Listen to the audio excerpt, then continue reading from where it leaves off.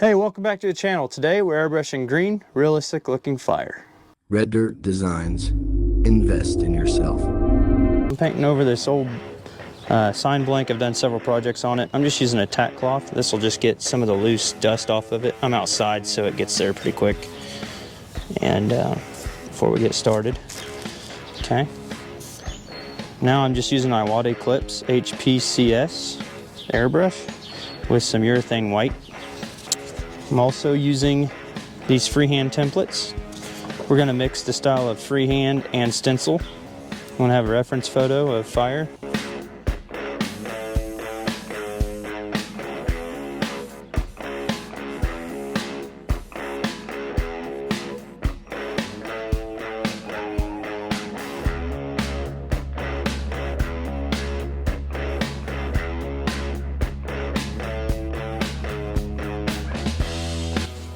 Notice how I'm going between the two stencils. Want to make sure we mix it up a little bit, make sure we don't have the same pattern the whole time.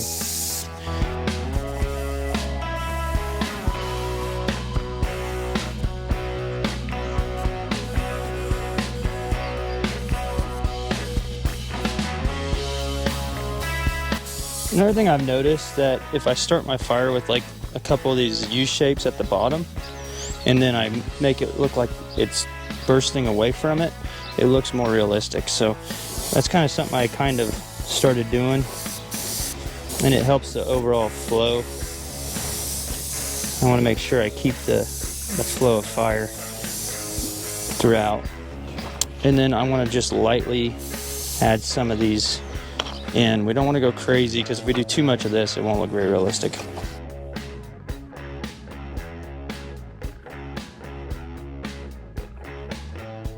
Now it's starting to look too uniform right here, so something we can do to break that up is just try to maybe add like a couple little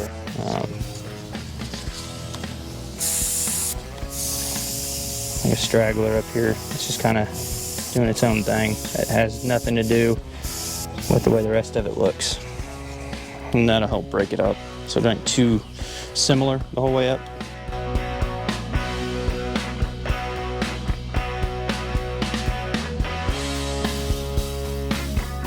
If you like what you see, make sure you hit the like button.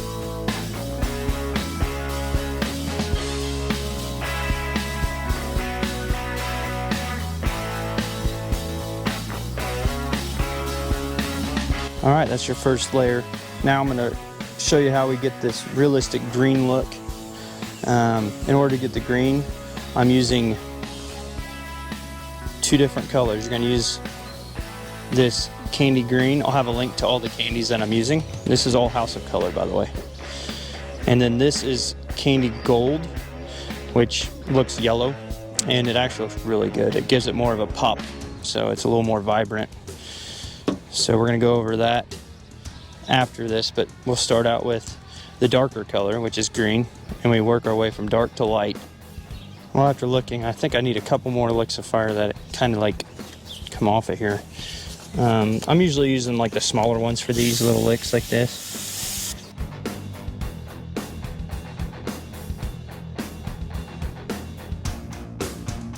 Now I got this green candy from House of Color. I'm just gonna go over all of the fire with that to start out with. It might look a little cloudy or spotty. Just gotta be patient, trust the process. I actually have a video on doing purple fire, realistic fire, tons of different colors. I'm trying to do like every color that I can think of, pink and everything eventually. So just stick around for all those. Those will be coming out.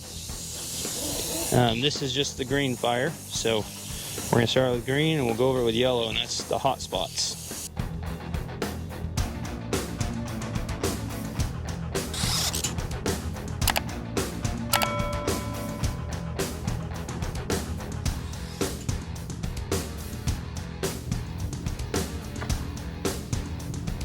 All right, after you have your candy green, we're going back in there with some white.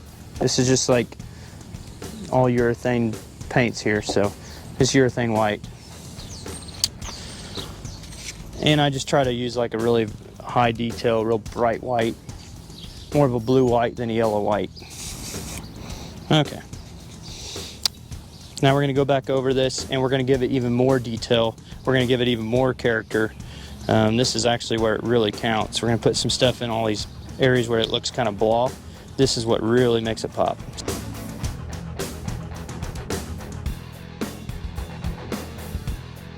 Now this is the hottest part of the fire, so I'm going to try to give it a little more detail here. This is where we really put it in. Alright. Try to remember to alternate and use the same things. And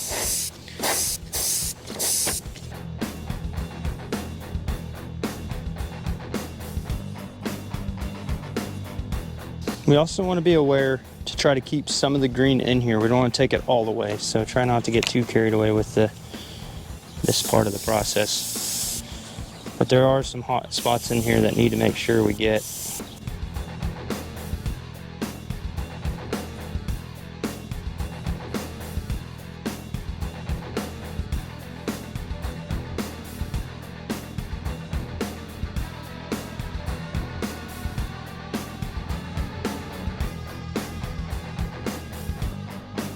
Okay, now that we got the white on it, we're gonna go ahead and go to the yellow.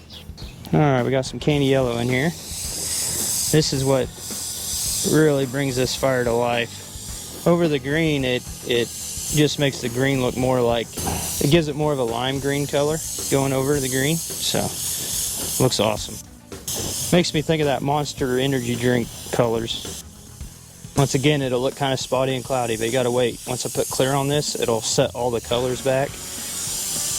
It'll really make it pop. Just gotta trust the process.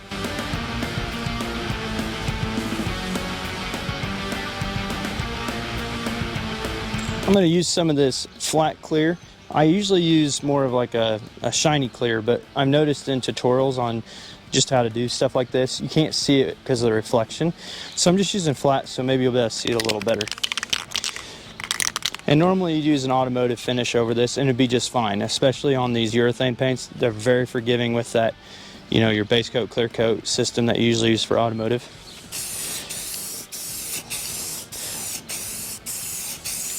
Now it's gonna look glossy at first, but once this dries.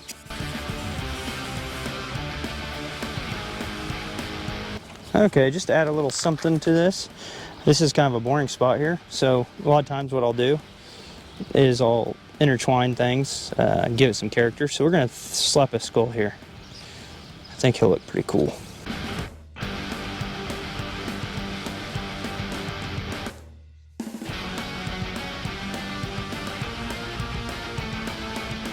All right, now I just did a quick mask job. This is just notebook paper, so I mean you can use anything. It just keeps the overspray from getting everywhere.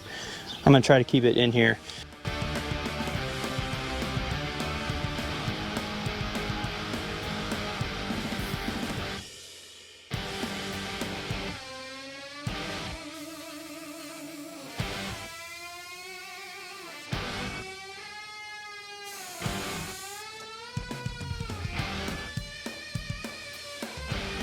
I'll give it a little texture with the black, but I feel like it's taken away from the look. I think I need to go with green to do my shading. So we're gonna do that instead.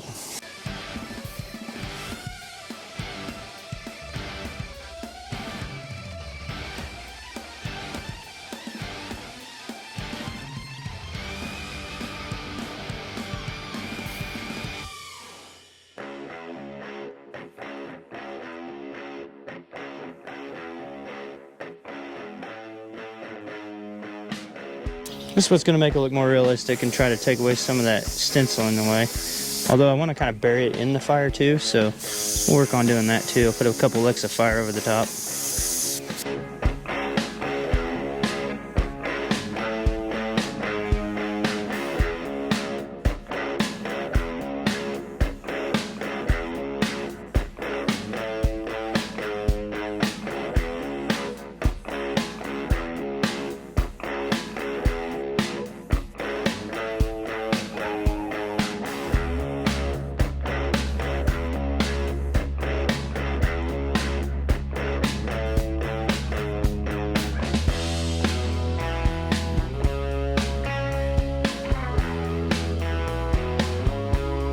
Now that I added that on, we're gonna go ahead and clear it again with the same paint.